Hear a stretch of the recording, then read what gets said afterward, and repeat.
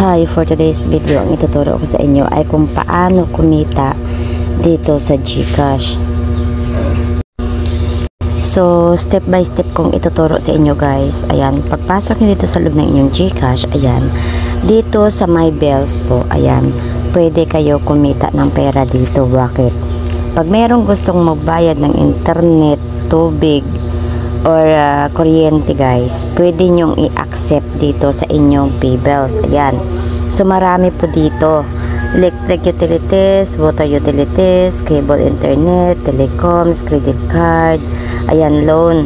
So sa mga customer nyo or client na gusto gumamit or gusto magbayad dito guys online, ayan, i-offer nyo po sa kanila na kayo po ay nagtatransact ng bayad through GCash po. Ayan, so ito po, napakarami po yan.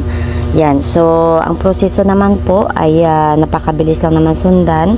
Ibigay nyo lang yung hinihingi ni GCash.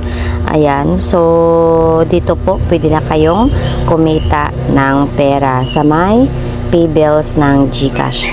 So, nakatulong ba sa iyo ang tutorial na to? Of course, kung oo, please don't forget to hit like, subscribe, and share sa ating video. Have a nice day.